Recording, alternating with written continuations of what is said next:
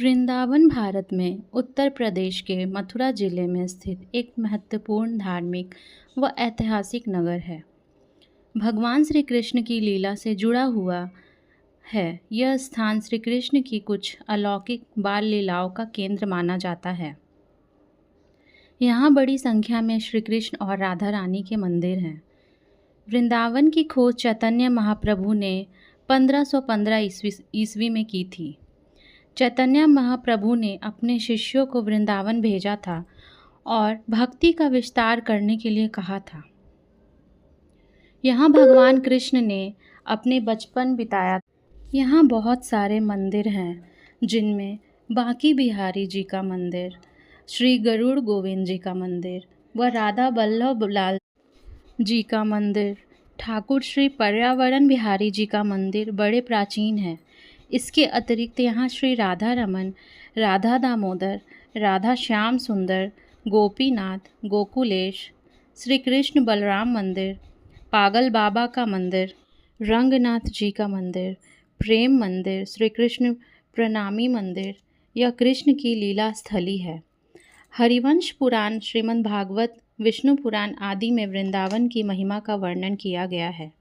श्रीमद् भागवत के अनुसार गोकुल से कंस के अत्याचार से बचने के लिए नंद जी कुटुंबियों को सजातियों के साथ वृंदावन में निवास के लिए आए थे। विष्णु पुराण में इसी प्रसंग का उल्लेख है। विष्णु पुराण में भी वृंदावन में कृष्ण की लीलाओं का वर्णन है। वर्तमान में निधिवन, सेवा कुंज, मदन टेकर, बिहारी जी का बगीचा, रामबाग, लता भवन, आर्चित वनी के रूप में दर्शनीय है। निधिवन श्री बांके बिहारी मंदिर से करीब में ही है। यहाँ की मान्यता है कि यही भगवान कृष्ण गोपियों संग रास रचाते थे। ऐसी मान्यता है कि आज भी रात में श्री कृष्ण रास रचाते हैं। द्वापर युग के आरंभ में जब पृथ्वी पर बहुत पाप बढ़ने लगा तो सभी देवता भगवान को पूर्ण अवतार वामन रूप में आने को कहने लगे। आगे वर्णन आता है कि वहीं से श्री राधा जी के कहने पर भगवान श्री कृष्ण ने अपना उस धाम से 84 कोस की व्रजभूमि, गोवर्धन पर्वत और यमुना नदी, इन सब को नीचे पृथ्वी लोक में लीला करने हेतु भेजा। यह वृंदावन वहीं से आया हुआ वृंदावन है, तभी तो इसकी रज बहुत अमूल्य है। उस रज के बराबर का स्वर्ण वहीं पर दान करना चाहिए।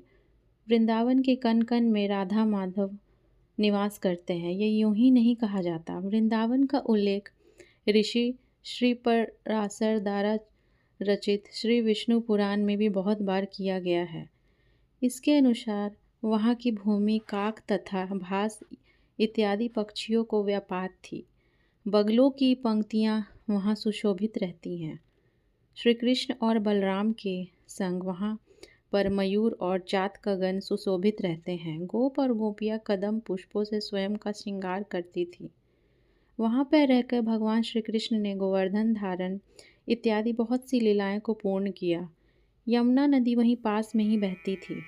प्रसिद्ध कालियानाथ की लीला भी वहीं यमुना नदी में हुई थी। यही वर्णन हरिवंश पुराण के विष्णु पुराण के 5वें अध्याय में भी किया गया है। श्रीमद् भागवत महापुराण के 11वें अध्याय में श्री सुखदेव राजा परीक्षित को बताया जाते हैं कि जब श्री कृष्ण ने बाबा नंद ने देखा कि मथुरा में बहुत उत्पात होने लगा, तो वह सबके साथ लेकर वृंदावन महावन जाने का फैसला करते थे। उन्होंने कहा भी था कि वृंदावन के पास एक बहुत बड़ा पर्वत भी है। श्री वृंदावन के पास वहाँ प्रत्येक ऋतु में सुख ही सुख रहता है। गायों के लिए वहाँ चारा भी बहुत है। तो सब लोग नंद बाबा के संग वृंदावन में आकर रहने लगे, जहाँ पर आगे चलकर भगवान श्री कृष्ण बहुत सी लीलाओं का करते थे।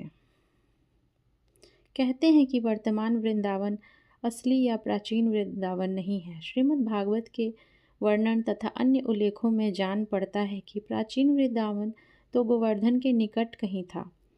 यह तो तब गोवर्धन धारण की प्रसिद्धता थी कि स्थली वृंदावन पाठशौली से निकट था।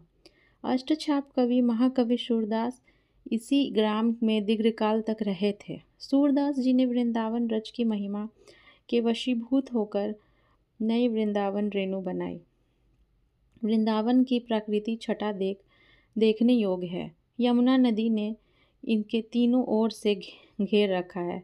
किसी भी यहाँ से संगन भांति भांति के पुष्प से सुशोभित लता तथा ऊंचे ऊंचे वमन में उल्लास भरते थे। बसंत ऋतु के आगमन पर यहाँ की छटा और सावन भादों में हरियाली। वृंदावन को ब्रज का हृदय कहते हैं, जहाँ श्री कृष्ण ने अपनी दिव्य लीलाएं की हैं। इस पावन भूमि को पृथ्वी का अति उत्तम तथा परम गुप्त भाग कहा गया है। पद्म पुराण में इसे भगवान का साक्षात शरीर, पूर्व ब्रह्मा से संपर्क का स्थान तथा सुख का आश्रय बताया गया है। इसी कारण से यह अनादिकाल में भक्तों की श्रद्धा का केंद्र बना हुआ है। चैतन्य महाप्रभु, स्वामी हरिदास, श्री हित हरिवंश महाप्रभु, वल्लभाचार्य आदि अनेक गोस्वामी भक्तों ने इसके वैभव को सजाने और संसार को अनश्वर संपत्ति के रूप में प्रस्तुत करने का जीवन लगाया है। यहाँ आनंदप्रद युगल किशोर श्री कृष्ण एवं श्री राधा की अद्भुत नित्य विहार लीला होती रहती है। वृंदावन की प्राकृतिक छटा देखने योग्य है। यमुना नदी से इसके तीनों ओर से घेर रखा है। किसी समय यहाँ के संग कुंज भांति 15वीं शती में चैतन्य महाप्रभु ने अपनी ब्रज यात्रा के समय वृंदावन तथा कृष्ण कथा से संबंधित अन्य स्थानों को अपने अंत ज्ञान द्वारा पहचाना था। रासस्थली वंशीवट से युक्त वृंदावन सघन वनों में लुप्त हो गया था। कुछ वर्षों के पश्चात शाण्डिल्य एवं भागुरी ऋषि आदि की सहायता ने श्री कृष्ण के पौत्र व्रजनाभ ने ही श्री मंदिर, कहीं सरोवर, कहीं कुंड आदि की स्थापना कर लीला स्थलियों का प्रकाश डाला। किंतु लगभग 4500 वर्षों के बाद ये सारी लीला स्थलियाँ पुनः लुप्त हो गई। महाप्रभु चैतन्य ने तथा श्री रूप, सनातन आदि अपने परिकारों के द्वारा लुप्त श्री वृंदावन और व्रज मंडल की लीला स्थलियों को पुनः प्रकाशित किया।